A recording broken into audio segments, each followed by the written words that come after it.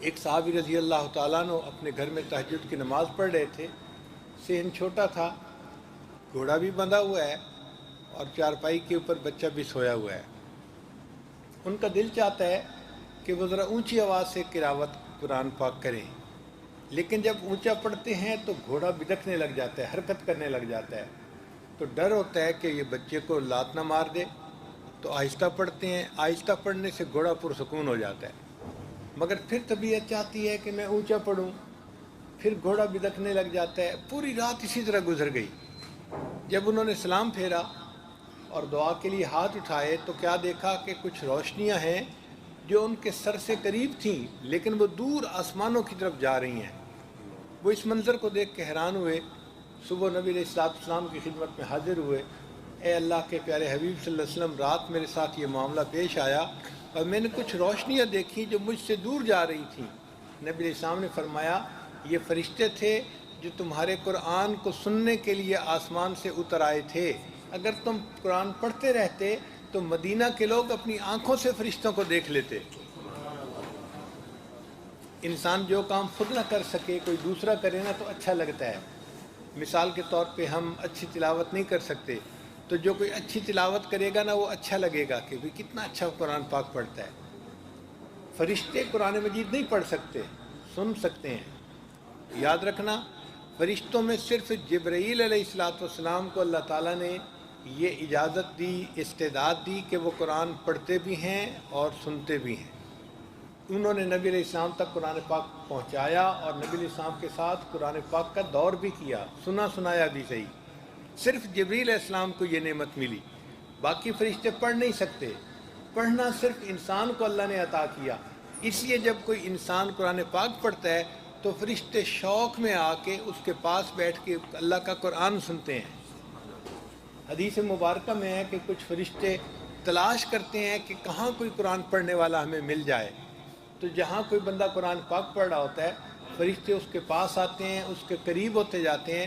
حتیٰ کہ حدیث مبارکہ میں ہے کہ اتنا خوش ہوتے ہیں کہ قرآن پڑھنے والے کے جسم کے منہ کے ساتھ اپنا منہ لگا دیتے ہیں، یعنی اس کے لبوں کو بوسہ دیتے ہیں کہ ان لبوں سے قرآن پاک نکل رہا ہے، یہ کتنے خوش نصیب لوگ ہیں. آپ اندازہ لگائیے کہ اللہ کے فرشتے جس بندے کے منہ کو بوسہ دیں وہ کتنا خوش نصیب انسان ہوتا ہے. چنانچہ امام عاصم رحمۃ اللہ علیہ قرآن مجید کے بڑے مشہور قراء میں سے گزرے ہیں، ہم انہی کی روایت پہ پڑھتے ہیں.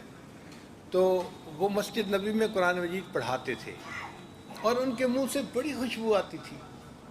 جو بندہ بیٹھتا وہ محسوس کرتا کہ واقعی بہت خوشبو آتی ہے، اور عجیب کستوری کی خوشبو تھی.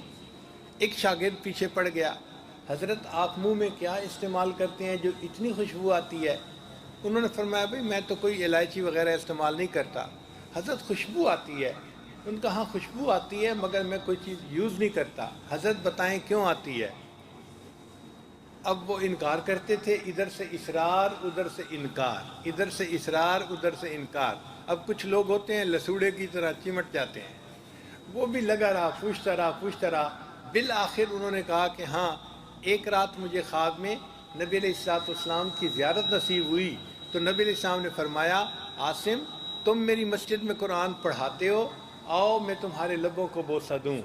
تو خواب میں نبی علیہ السلام نے میرے لبوں کو بوسہ دیا.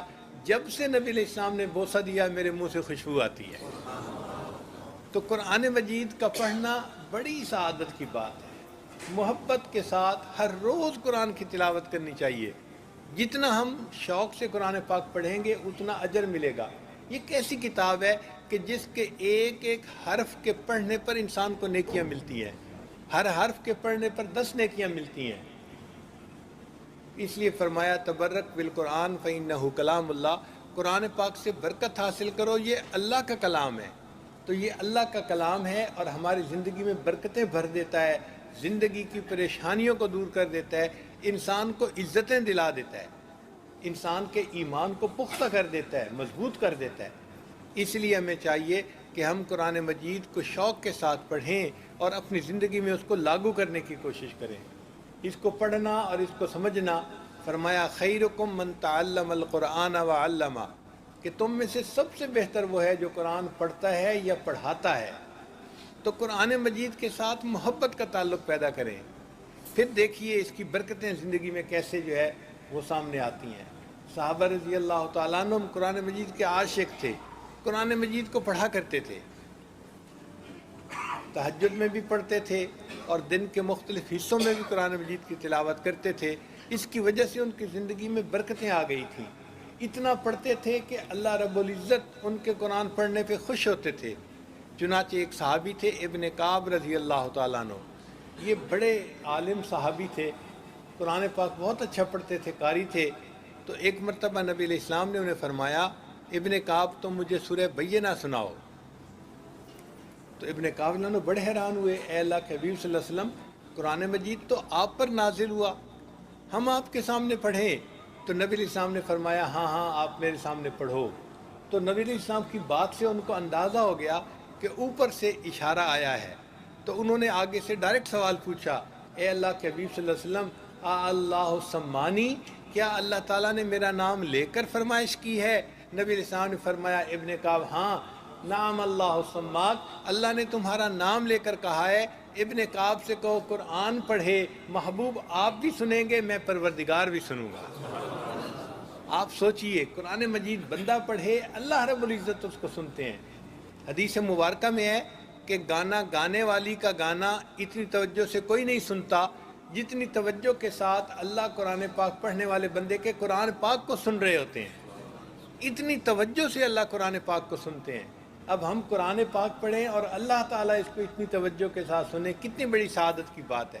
اس لیے قرآن پاک کی تلاوت کا معمول ہونا چاہیے، کھانا بے شک ہمارا اس میں ناغہ ہو جائے، قرآن پاک کی تلاوت میں ناغہ نہیں ہونا چاہیے۔ اس سے زندگی میں برکتیں آئیں گی، گھر میں برکتیں آئیں گی، اور جس گھر میں قرآن مجید پڑھا جاتا ہے وہ آسمان والوں کے نزدیک اس طرح چمکتا ہے جس طرح زمین والوں کے نزدیک آسمان پہ ستارے چمک رہے ہوتے ہیں۔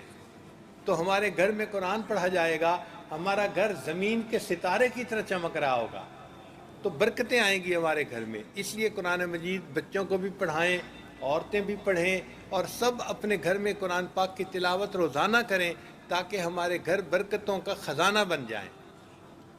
اللہ تعالیٰ نے قرآن مجید میں عجیب تاثیر رکھی ہے، یہ انسان کے دل میں اپنا راستہ خود بنا لیتا ہے۔ ایک مرتبہ مجھے 1 مہینے کا سفر کرنے کا موقع ملا امریکہ میں۔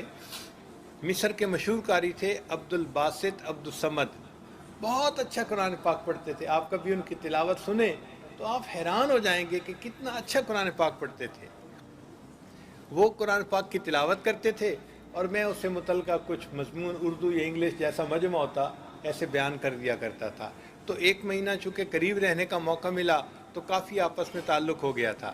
ایک مرتبہ ان سے کسی نے کویسچن پوچھا، قاری صاحب آپ اتنا اچھا قرآن پاک پڑھتے ہیں تو آپ نے کبھی کوئی قرآن پاک کا معجزہ دیکھا؟ ان کا ہاں میں نے تو کئی مرتبہ دیکھا۔ قاری صاحب بتائیں؟ تو قاری صاحب نے کہا کہ ایک مرتبہ مصر کے جو صدر تھے جمال عبد الناصر، وہ مجھے اپنے ساتھ رشیا لے کے گئے، اور رشیا میں تو کمیونسٹ تھے، تو وہاں تو مذہب کو، دین کو، خدا کو ماننے والا ہی کوئی نہیں۔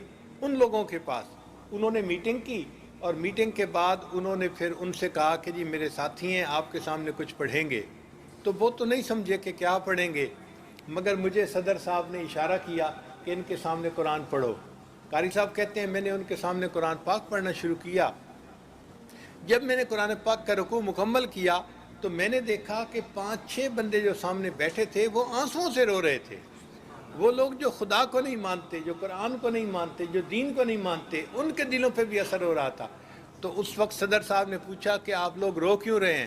وہ کہنے لگے کہ ہم تو نہیں سمجھتے کہ اس نے کیا پڑھا، لیکن اتنی بات ہے اس کلام میں کچھ تاثیر ایسی تھی کہ ہمارے دل پہ اثر ہوا اور ہماری آنکھوں سے خود بخود آنسو نکل آئے۔ جو خدا کے وجود کو نہیں مانتے، اگر ان کے دل پہ قرآن اثر ڈال دیتا ہے تو جو اللہ کو مانتے ہوں، ایمان والے لوگ ہوں، ان کے دلوں پہ کیا اثر ہوتا ہوگا۔ ویڈیو کے نیچے سبسکرائب کے بٹن پہ کلک کریں، بیل کے آئیکن پہ کلک کیجئے تاکہ ہر نئی ویڈیو کی نوٹیفیکیشن آپ کو مل جائے، اور تھمز اپ کا بٹن دبا کر اس ویڈیو کو لائک کریں۔